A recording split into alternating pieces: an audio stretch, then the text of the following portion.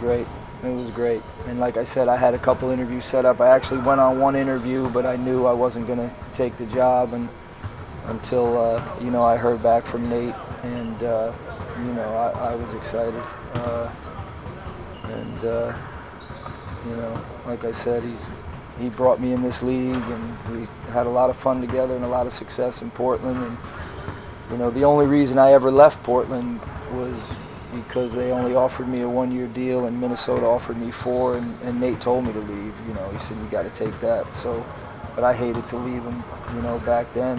And I thought it was long overdue. I couldn't believe with the success he had back when the West was at its toughest. He was averaging 54 wins a year there, and he wasn't even getting any interviews, and I thought that was crazy. So I was just so happy for him to get this opportunity, and then when he called, I was ecstatic.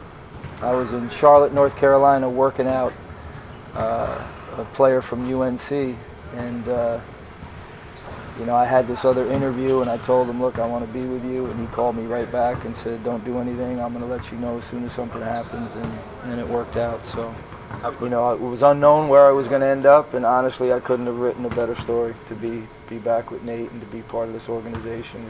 You talk about your relationship with Kevin Pritchard, which you guys go all the way back to Kansas.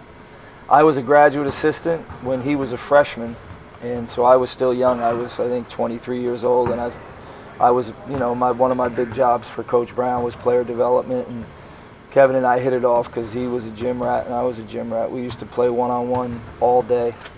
On a Saturday, I'd meet him, and we'd go to just different gyms and parks outside in Lawrence, and and then he got me in on the scouting side up in Portland, and then Nate got me in on the coaching side after scouting for a year or two.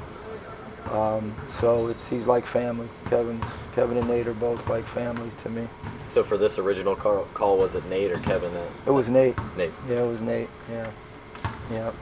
And Nate and I had always talked, when he left Portland, that I told him if you ever got a job, I would, I'd drop everything to come work for you. And so we had talked, and so then when I heard rumors he might get it, I just shot him a text and told him I had another interview, and he said, don't sign, don't do anything, just I'll let you know. So yeah, it worked out.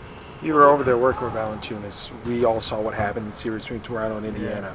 Yeah. What can this Pacers front court look like? Can they be a carbon copy of what you did with Giannis? Yeah, well, I'm excited for Myles. I think he's got a huge upside. He reminds me of LaMarcus Aldridge. Very similar. And I think, like I talked to him today, like LaMarcus's rookie year, he didn't shoot a whole lot of free throws. I think he might average 2 or 3 a game, and so did Myles. So the first goal was to get him being more physical and playing through contact, finishing through contact.